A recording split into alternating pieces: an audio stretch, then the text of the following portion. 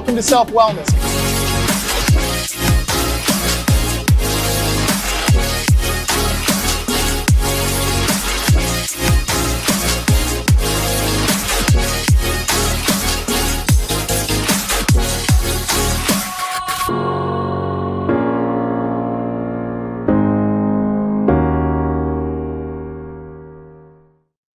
Oh, Heavenly Father, I just bless this podcast and I speak abundance over life.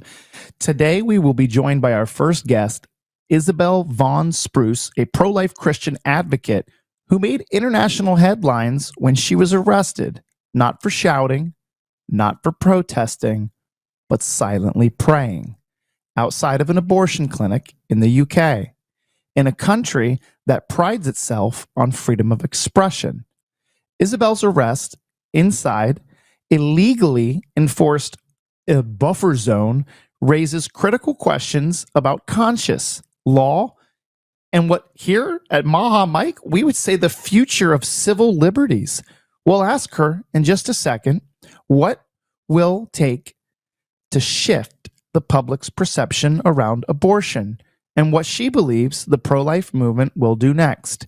Then, my second guest, Steve Kirsch, one of our favorite journalists and investigators, and founder of the Vaccine Safety Research Foundation, who's authorized over 1,500 articles.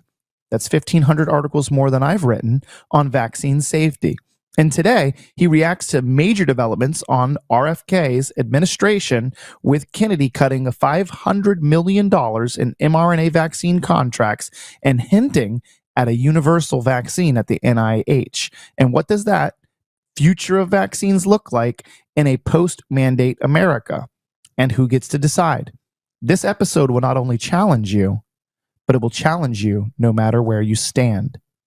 Isabel, welcome to the show. Well, thank you very much for having me on. Absolutely. So you weren't screaming, you weren't burning a flag, you weren't throwing coffee cups, you weren't spilling a cup of tea, you were just simply silently praying outside of an abortion clinic. And now the UK probably has you as a digital dossier terrorist. Yeah, I feel like I've been branded as a public nuisance simply for standing on a public street. And that's all essentially. So for 20 years plus, I've been going outside abortion centres. And in the past, I would have prayed out loud and I would have offered women help. But since the buffer zones came in, I've simply been going there to silently pray in my head. And from looking at me, you couldn't possibly know that. You know, I'm not, I haven't got any posters. I'm not standing there with a Bible or rosary beads in my hand. I'm not on my knees with my hands clasped looking heavenward. I'm just standing there. And yet, yeah, this has prompted police to come up and ask me what I'm doing. And when I've said, well, I might be praying in my head, but nothing out loud, that seemed, from their perspective, to give them cause to arrest me. And that's happened twice now. I've had to go to court over it. And 2.5 years later, the situation still hasn't been resolved. Absolutely ridiculous. And I'm guessing that you draw some of your strength from, even though the Bible doesn't specifically say abortion is bad, it does say that in Exodus 20:13, you shall not murder. That is very, very clear. And if life begins in the womb, which we now know, and it doesn't begin at a heartbeat, it begins at conception. I've seen the beautiful photos of when they inject the sperm cell into an embryo and you see that flash of light, that zinc oxide that blows brightly in that ring. But more importantly, digging even further, this is your constitutional right. And in the UK, you guys have been the leaders in standing for freedom. And here they are making you a point to where now not only praying, but just your presence. If you show up, they've now targeted you as a nuisance. Psalms 139 says, "For you created my inmost being. You knit me together in my mother's womb. Your eyes saw me before my unformed body." So what does the Christian movement need to be obviously, I'm hoping this podcast will just get more and more people to pray for you, pray for your journey, bring attention to what you're doing. Hopefully, we can get some people to follow your cause online if they haven't banned you from social media for your praying. But again, I want to stress that you weren't there with signs, you weren't wailing, you weren't screaming like John the Baptist in the wilderness, right? You weren't this crazed person that's telling these women, you're committing sin. And you weren't screaming and preaching to them. You were silently praying. For all they know, you could have been a drunk person leaving a pub who had fallen asleep, but yet they wanted to target you. Yeah, and I'm glad you just brought up John the Baptist, because I mean, looking in Scripture, that's a beautiful example when we see, John the Baptist leaping in the womb with his first encounter with the preborn child Jesus. So it's such a lovely time that we hear of Jesus being recognized by his fellow preborn cousin John. And if that's not a testimony to us of the value of the preborn child, then I don't know what is. So yeah, I mean, like you've said, being outside the abortion centre, many people stand where I stand. There's women who stand there to have a think or a talk before they go into the abortion centre. Boyfriends sometimes stand there where they're waiting for their girlfriend to have an abortion. Sometimes people stand there for a taxi afterwards to be picked up. So you'll often see people standing outside the abortion centre. And yet, even more recently, they've employed police officers just to stand at the opposite side of the road and watch me. Considering what kind of crime we have in Birmingham, sexual assaults, robberies, car thefts, all sorts of things. And yet they're employing police officers to watch a woman standing silently on a public street. I mean, what a terrible use of public funds. And just a while ago, police officers said to me that just knowing who I am is causing people harassment. So just the fact that somebody knows who I am means I'm harassing them. Well, if that's the case, harassment is illegal anywhere in the UK. So there's nowhere that I could go without breaking the law, because I could potentially be harassing people. That's how ludicrous it is if you follow their arguments to their logical conclusion. And of course, when we're talking about abortion, there is no logic once we've legalized it.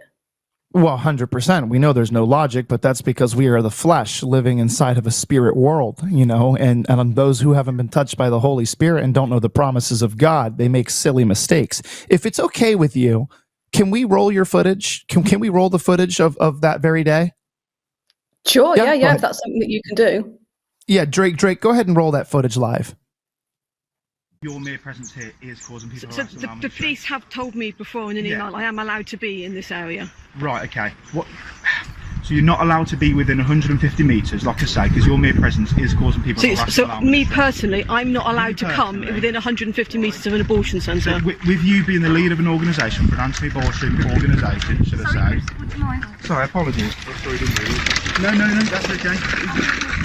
That's fine. It is causing people harassment, alarm and distress. And although I know you're not saying anything, it is causing people these issues because they know who you are. Do you understand? So because somebody knows who I am, then that's causing them harassment?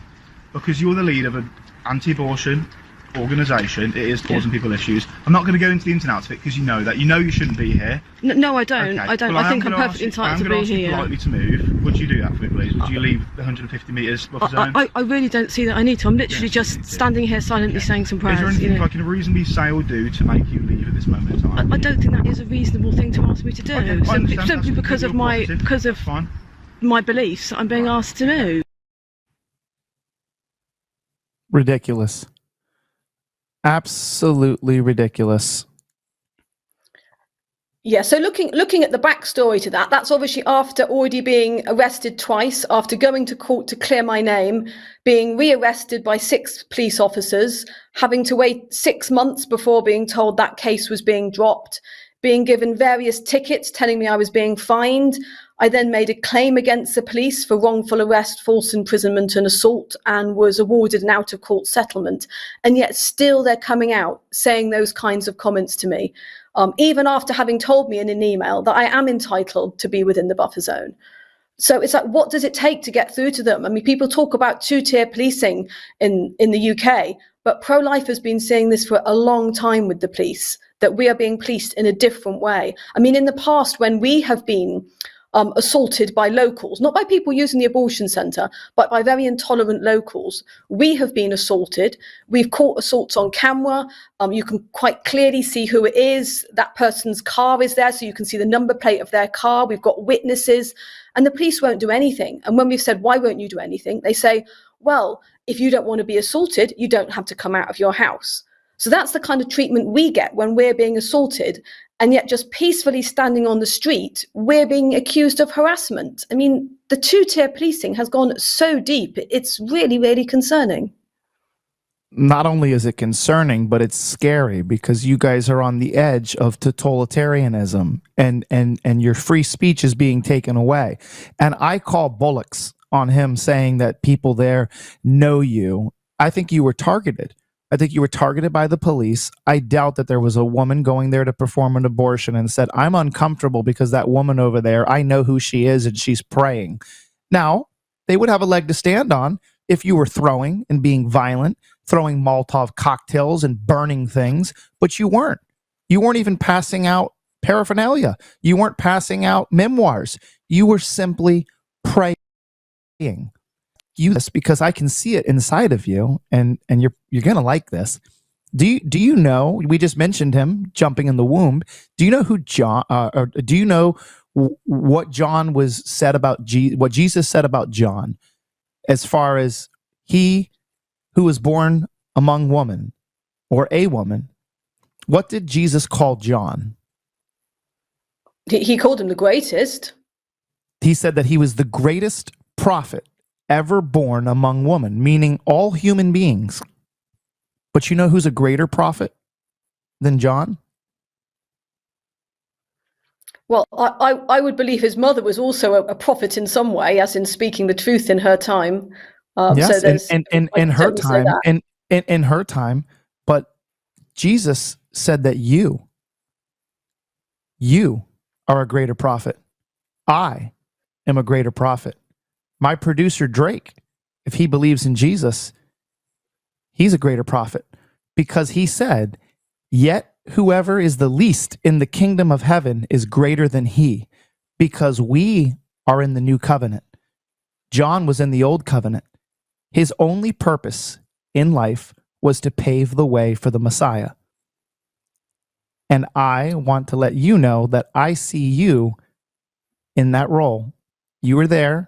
You were praying, you were told, you stood firm in your belief, and I think it's beautiful. I'm so glad that we get to share your story here on this podcast. So what I want to know, how can we help you become an even greater prophet? Do you want us to try to ask our audience to share this story? How can we support you over there in the UK? How can we bring attention to people in Parliament to let them know that this is not right? Because the same thing that's happening here in the United States, they're trying to take away our liberties. They here in the social, if you've ever seen, I don't know if you've ever visited the United States, but we're not even allowed to acknowledge Jesus. The cameras here pan away when people win a Super Bowl and they're popping the champagne. Assume you could literally talk about Taylor Swift. You could talk about Moloch. You could talk about who you sacrificed in a blood sacrifice. But the second that you mention Jesus, all of a sudden, oh, well, we got it. Oh, we lost the connection there. We'll get back to them here in a second. And I don't think that's right. I mean, we know it's not right. But what can we do to support you and support the anti-abortion movement in the UK? The funny thing is, it's even just while you're sharing that, whilst we are talking about, very, very dark times in some aspects, I do see an incredible amount of hope and a real resurgence of faith, even in our own country. We've had so many Christians, who've really felt called to live out their faith more recently. More people becoming Christians. I know at Easter we were told there was a lot of people who decided to become Christians at Easter in our country. So I think, and particularly young people as well, young men particularly. So whilst they are very dark times, I do think it makes the light shine even brighter. And that's the good side of it. It isn't all doom and gloom, because whilst on a secular front, from legal perspective, certainly here in the UK, things are looking very, very dark. On a spiritual front, things are good. People are coming to their faith. People are realizing that the road without God doesn't lead anywhere. Well, it leads to hell, but it doesn't lead anywhere good. So I think more people are coming to find the truth, and that's the kind of flip side of the more Satan works, the more dark he makes things, and then the light just shines even brighter. And what I would love people to take away from it is really just the blessing of living out their own faith. I think whilst in some ways people might say that those praying outside the abortion centres here are on the front line, I think all Christians are on the front line in some aspects in their lives. Everyone has got their own sphere of influence that they're called to witness to in some way. And we can choose whether we do that or whether we don't. We can choose whether we become victims or whether we become victors in this battle. And I really just want to encourage people to live out their faith in their own sphere of influence, to witness to those around them. Even if there's other Christians around them, you can still witness to them and encourage them. And certainly for those who are non-believers. So never to feel that you need to hide your faith, or that you need to make excuses or apologize for not giving in to sin, or for witnessing to what you believe. That's something that we should always be proud of. And even if there are some kind of a backlash to that, or some kind of penalties to that, it is an absolute blessing when that happens, because it means one day we'll hear those words that we all want to hear. Well done, good and faithful servant. Come and share in your master's happiness. And I'm sure, like you, I long to hear that one day. Oh man, I here in the United States, we have so much. We have so much freedom, and one of the things that I love is that we have access to so many of the old hymns, and I've been finding a lot of comfort in listening to some of the old church songs, here in the United States. And I really do feel like your government over there almost wants you to become like Zechariah when he doubted the message from the angel. They almost want you to be mute. They want you to be quiet, sit there in silence. Now, up until the time that you were arrested, did you have a group of men or women that were going there and praying with you, or had you been doing this just on your own? Are there other people that have been targeted just like you, but you're the one that got national attention? Yeah, so actually, I'm really blessed where I am in Birmingham, in England. We've got a really good amount of pro-life supporters, and lots of from different Christian denominations. Christian clergy, we've got Catholic priests who come. So we've got a really good broad range of people who come and pray outside the abortion centre. Obviously, since the buffer zone, most of those have prayed just down the road, but even there, they're still able to, converse with people and sometimes talk to women on their way up to the abortion centre. I know so many women and couples who have changed their mind about abortion, people who had an abortion booked, but reconsidered because of the help and the support that was offered to them by people near an abortion centre. So it really does make a difference.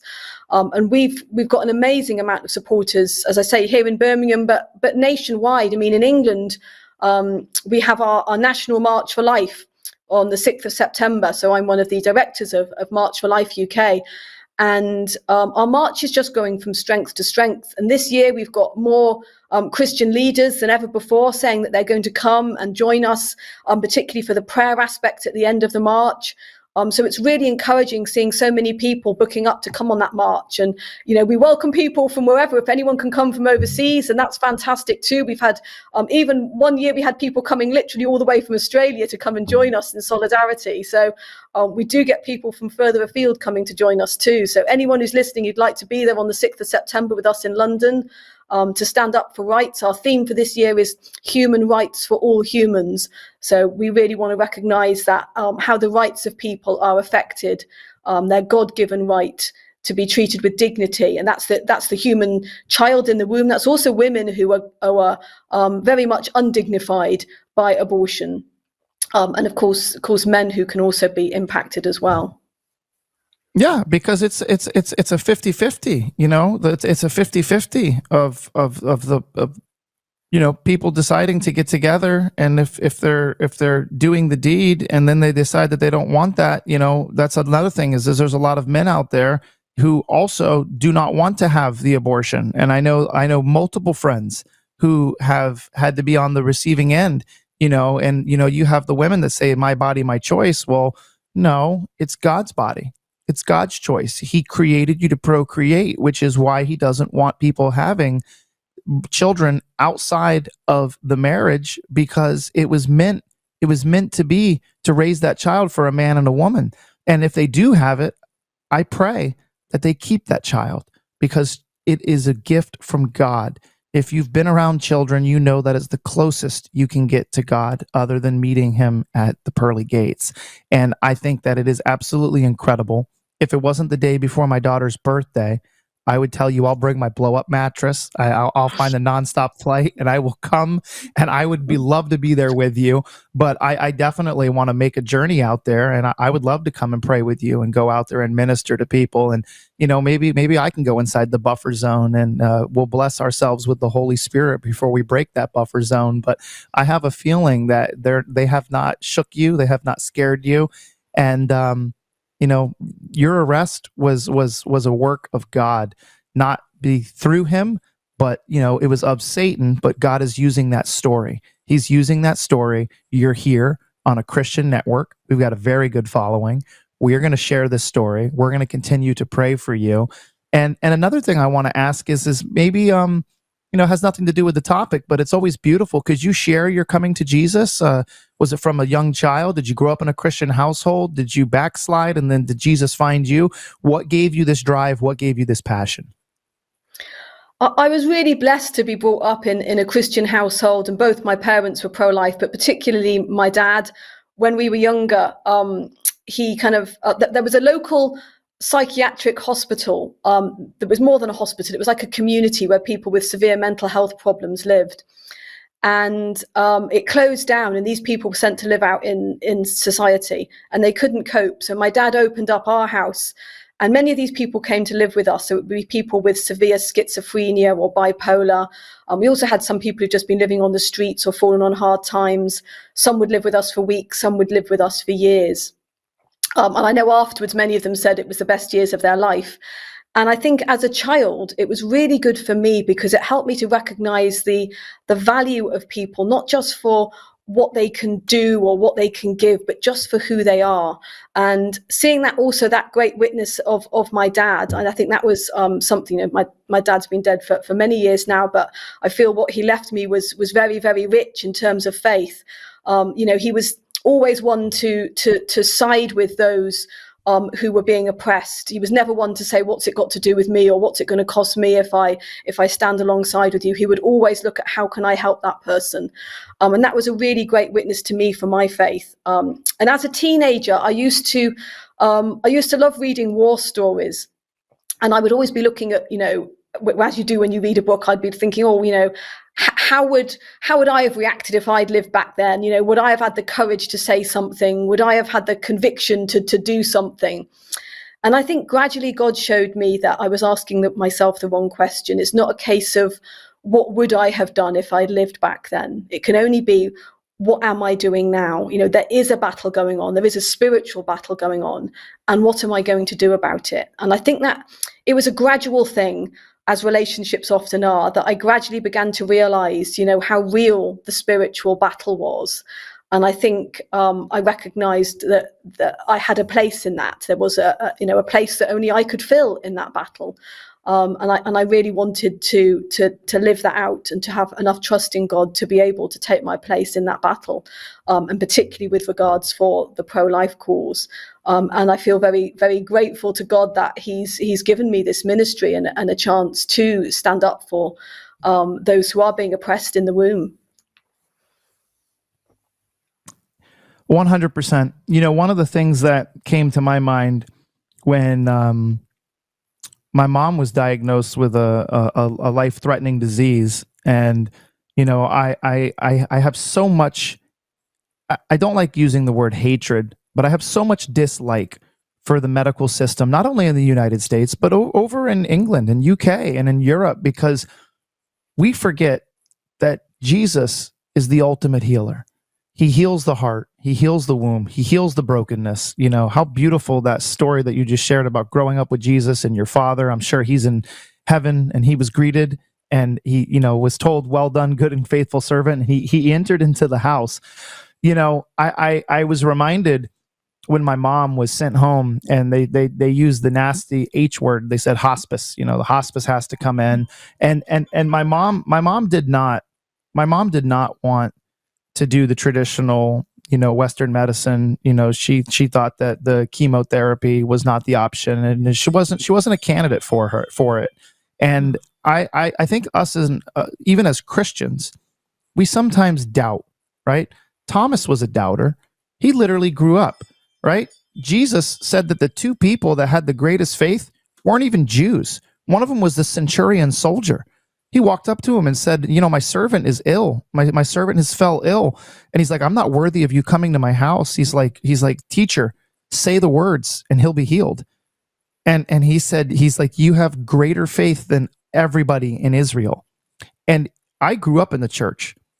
I didn't have faith, but I still believed that if there was a miracle, it was only going to be done by Jesus. And after this podcast is over, I'll see if I can get your contact information from Elizabeth. I'll send you a picture of what my mom looked like when she was in bed and she was dying. And all of the works that my mom did, the people that my mom ministered to, my mom was a woman of AA. She helps women who struggle with alcohol addiction. When my mom was passing away, we had so many people come and pray for her. And we had this woman who believed very much in hands-on healing. And she came in and she spoke life into my mom for 3 days in a row. And it was one of those crazy things where somebody from the church 40 years ago was my preschool teacher.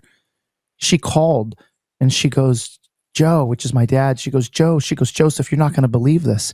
She goes, one of the ministers of the John G. Lake Ministries called me this morning. She lives in Iowa.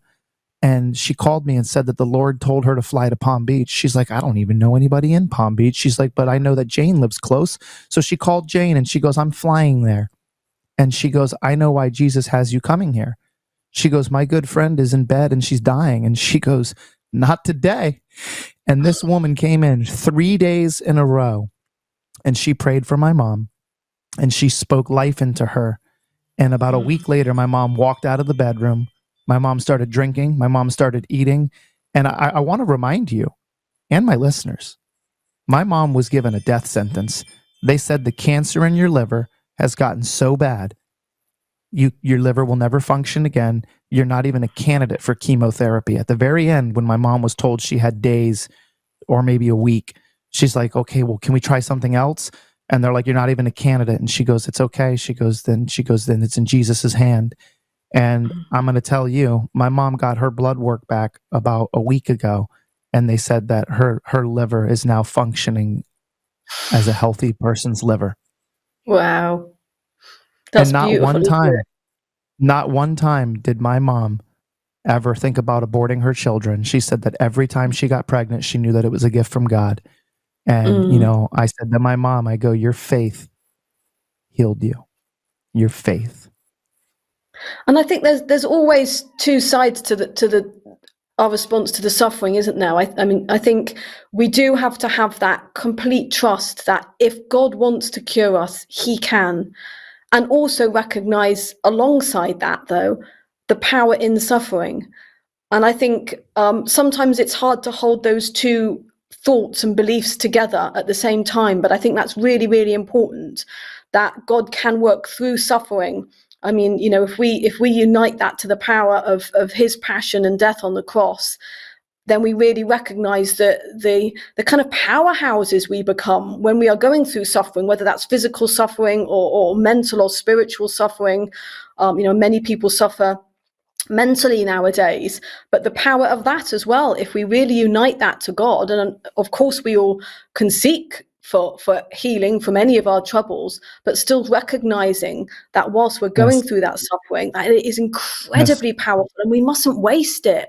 You know, because this is one of the kind of richest gifts that we can give back to God, is this suffering and the acceptance of that, whilst also saying, but if you want to cure me, God, I know you can make me well, and really believing that too. And I think both of those things are so important for us to really embrace as Christians, to embrace the cross, but also to embrace that trust, that power that God has as well. If he wants to, he can make us well. Absolutely. Well, we got to pave way for the next guest to come in, just like John the Baptist paved the way for Jesus. And I will leave you with Mark 11:24. Therefore, I say to you, whatever things you ask when you pray, believe that you receive them and you will have them. Thank you so much for coming on the show. We would love to have you come on maybe next month or the month after. Maybe we do a follow-up on your September 6th gathering that you guys have there. We're going to go to a quick commercial break, and then I'm going to be bringing in our next guest, Steve Kirsch.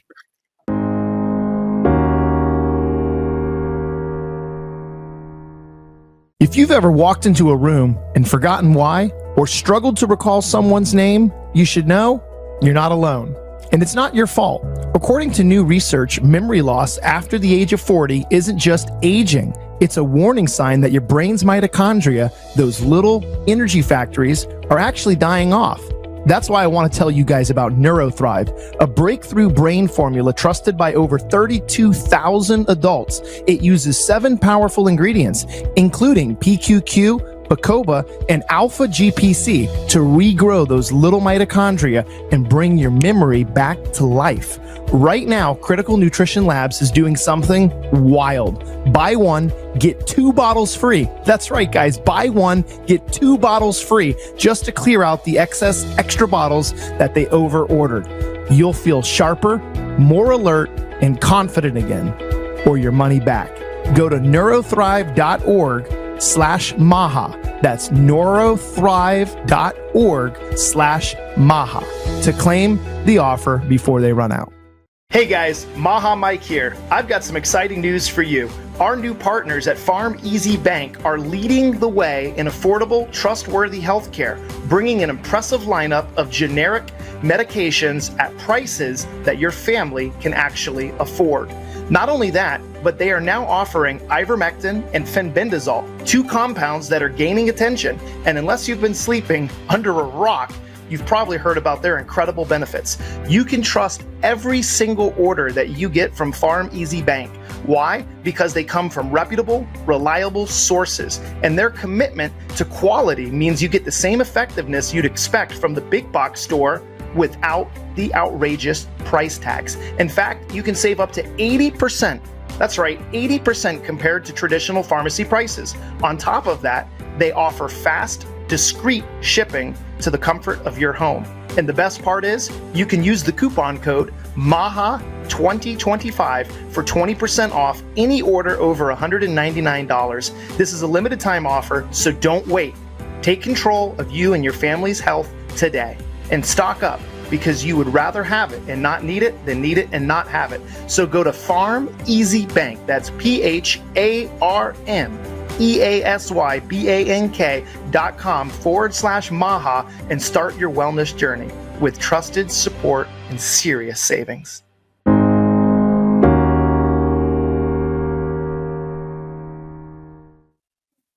Well, thank you guys for sticking around. On the second segment, we're peeling back the curtain on one of the biggest medical power plays unfolding right now. And a few things we're going to talk about. Just weeks after slashing $500 million with a B dollars in mRNA vaccine contracts, a move that sent shockwaves through Big Pharma, RFK Jr. dropped another bombshell. The NIH is developing a universal vaccine, one that supposedly targets a whole plethora of viruses. Now pause and think about that. A vaccine for every virus in a family. It's a scientific moonshot? Question mark? Or is it a Trojan horse? What's really going on here? Why defund BARDA just to channel resources into an even more sweeping, centralized vaccine program? And most importantly, who's writing the checks now? Joining us is someone who's been ahead of the curve every step of the way. Investigative journalist and founder of the Vaccine Safety Research Foundation, Steve Kirsch. He's published over 1,500 deep dive reports. That's 1,500 more than I've written on vaccine safety and corruption. And he's not afraid to follow the data wherever it takes him. Steve, welcome to the show. Mike, good to be here.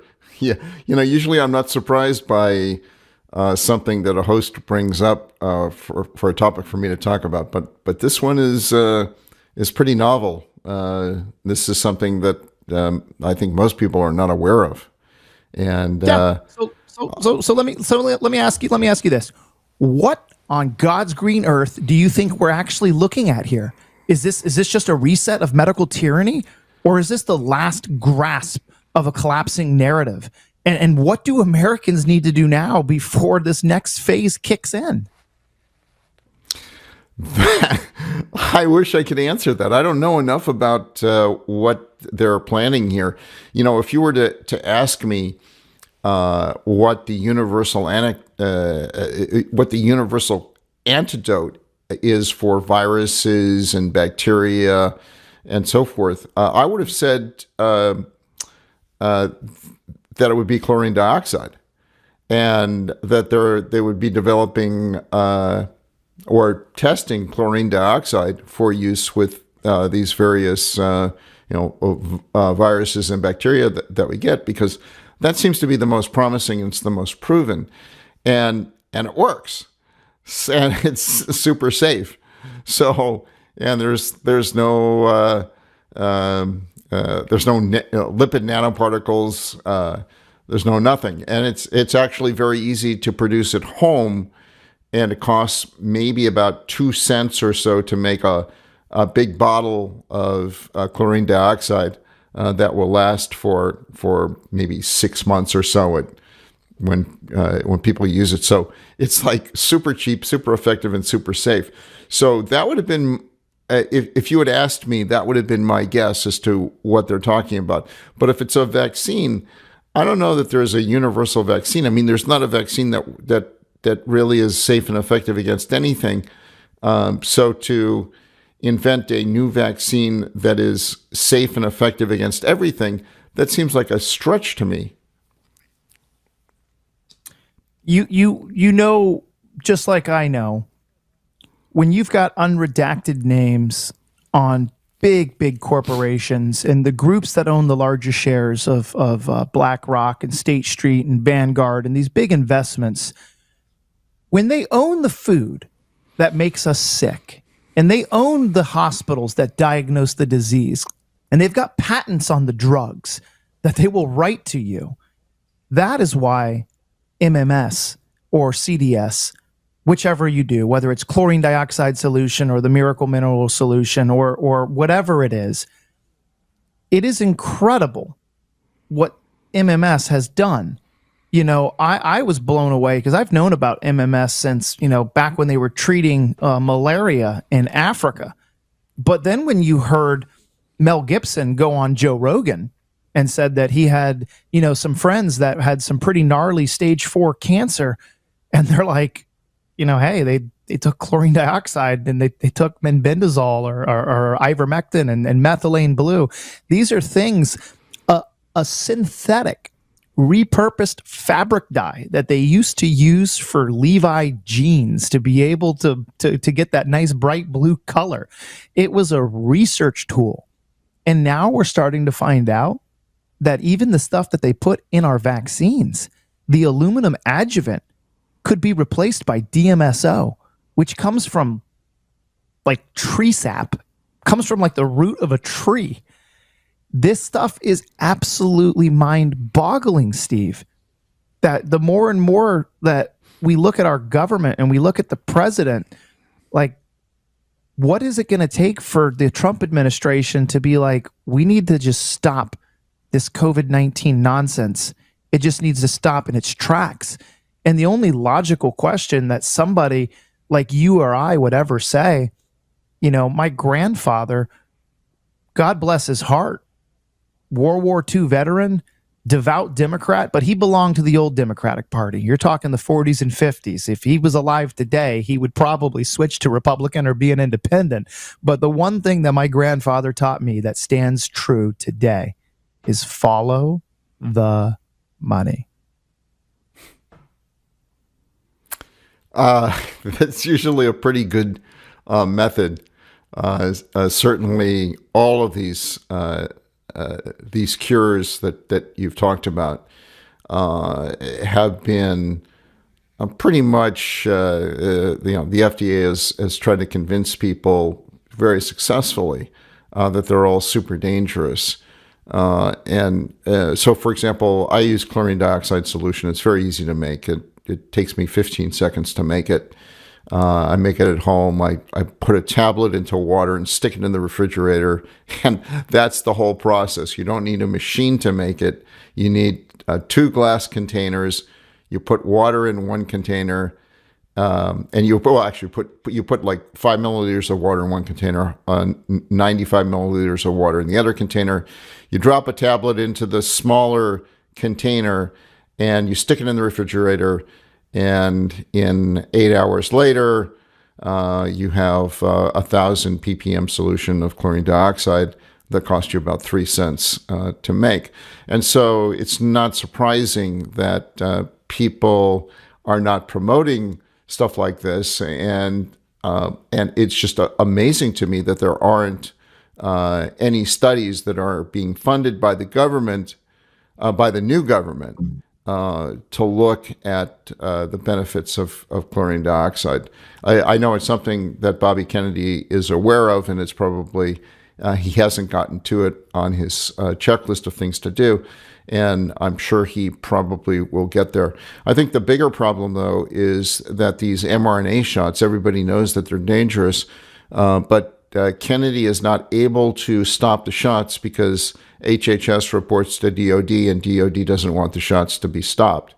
So Kennedy's hands are tied on this. This is why he's not taking the shots off the market, because he's not allowed to. And again, it goes to all of the people that followed RFK. And I will say this, that RFK is 100% a warrior.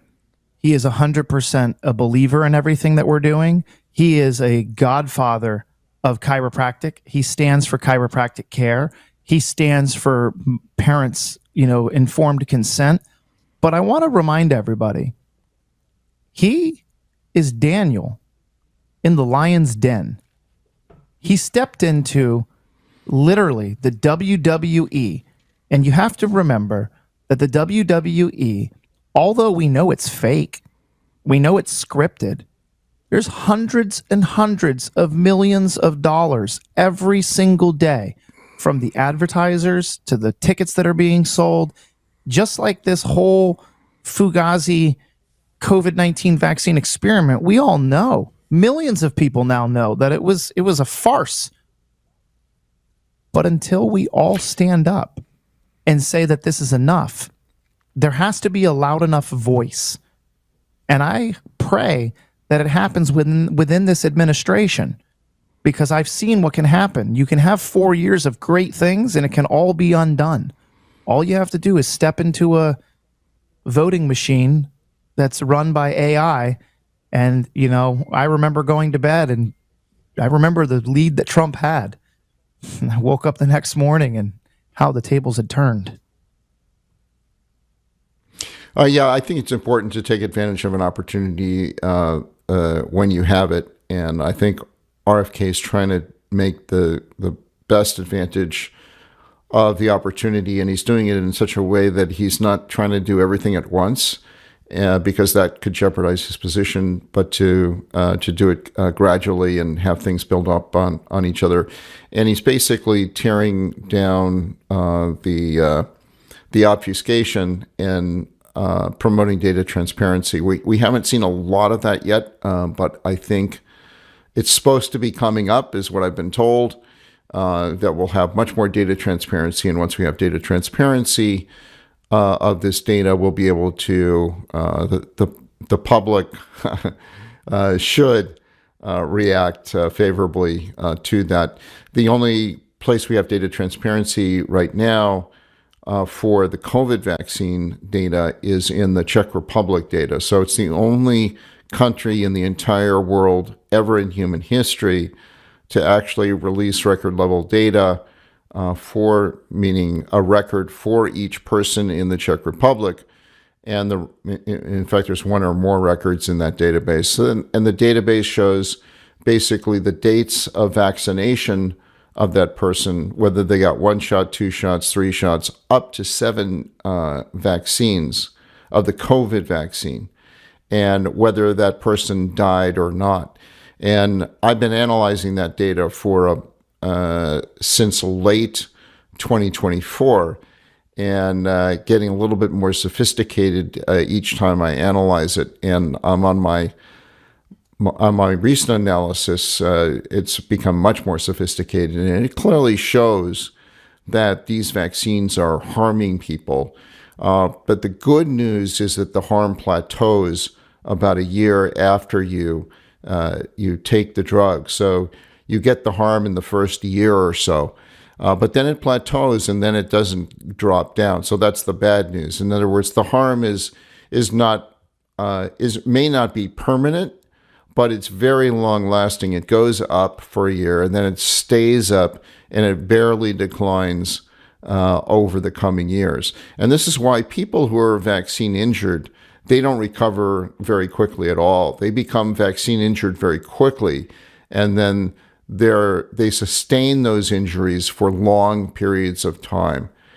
So I don't know of anybody who had a vaccine injury and it was, oh yeah, I got rid of it. There are some people who had minor vaccine injuries and it resolved within months.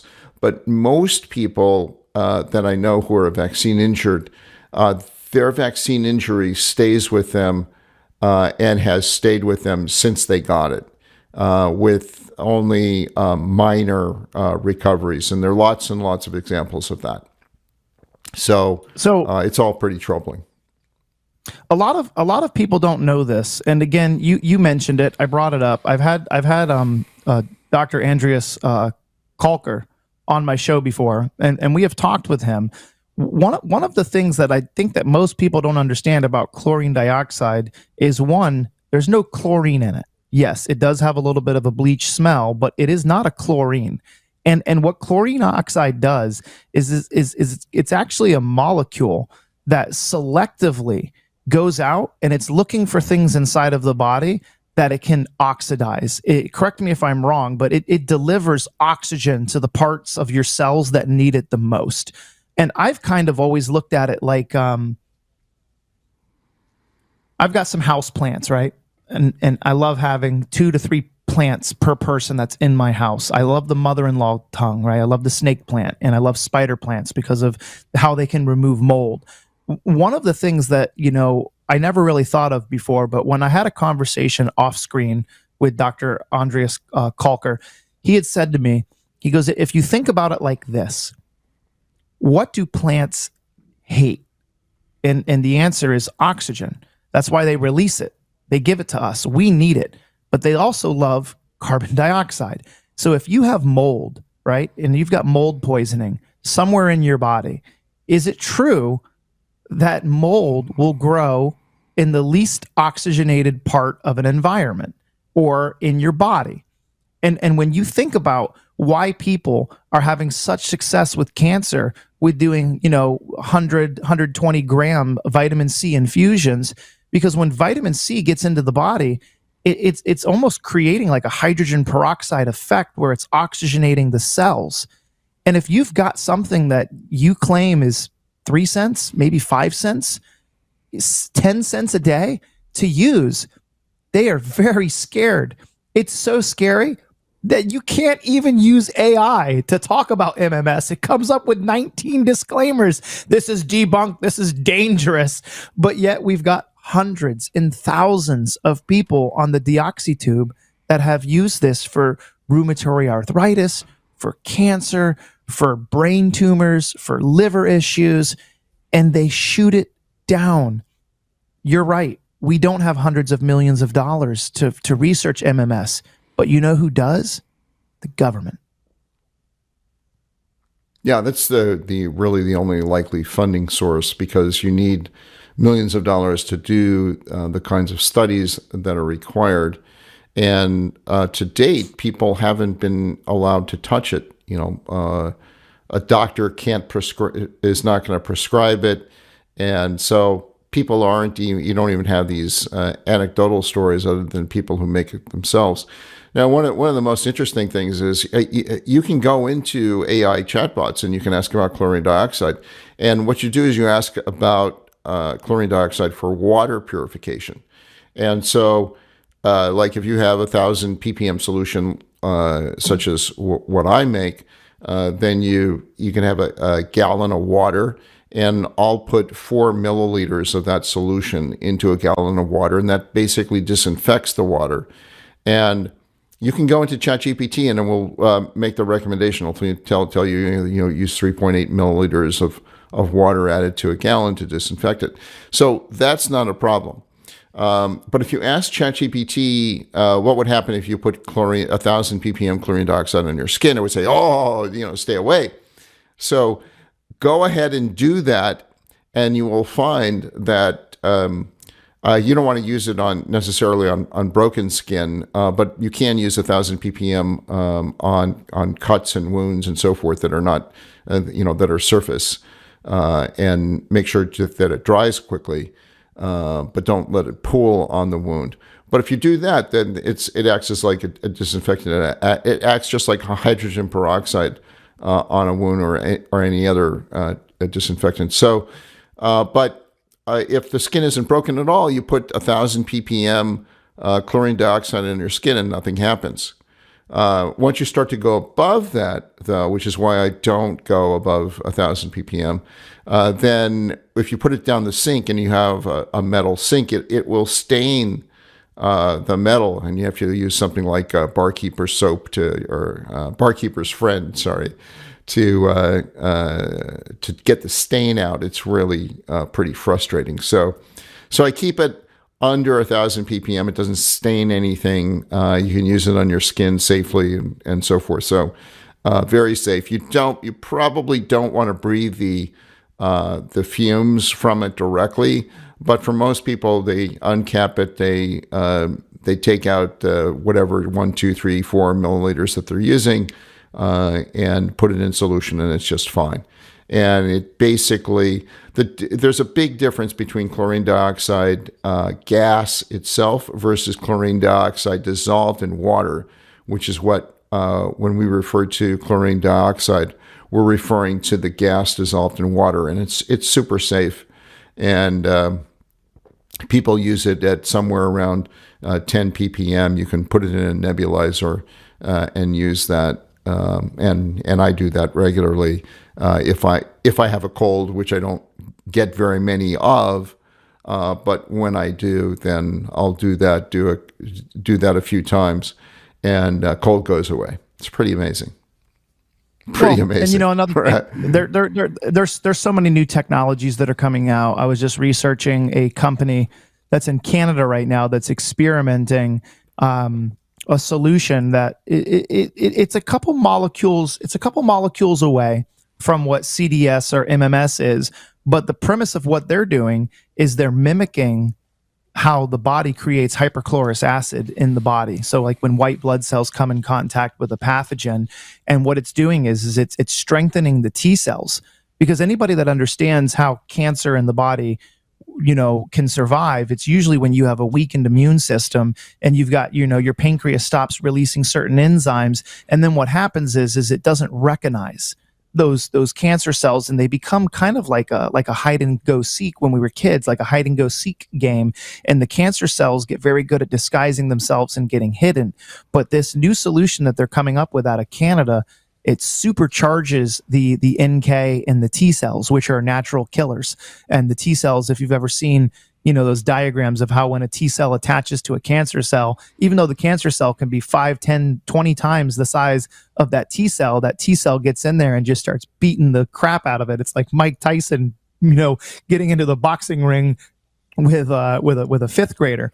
It doesn't work.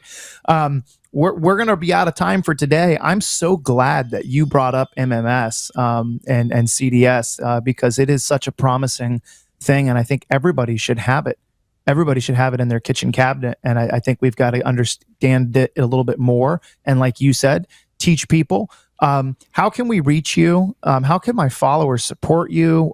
Give us your Substack or give us your handle online again, just so that way we can help get your information out there to the world. And if anybody wants to look up, your over 1,500 articles that you've written on vaccine safety, how can we find you? It's kirschsubstack.com, KIRSCH substack.com. And you can go there. I have an article on how I make chlorine dioxide. It's a little bit hidden. I'll be posting an article shortly on how I make CDS, which is the safer form of MMS. So CDS you can use for pretty much anything because it's pure chlorine dioxide. Takes the material cost is 3 cents. And it lasts for about 3, 4, 5 months in a refrigerator. And so I'll be posting an article about that. Okay, awesome. Steve, thank you so much. And we're going to continue to pray blessings upon you and your family. Thank you for being one of the best parts of Maha with Mike. And remember, guys, making America healthy again starts at home with you. I'll see you on the next episode of Maha with Mike.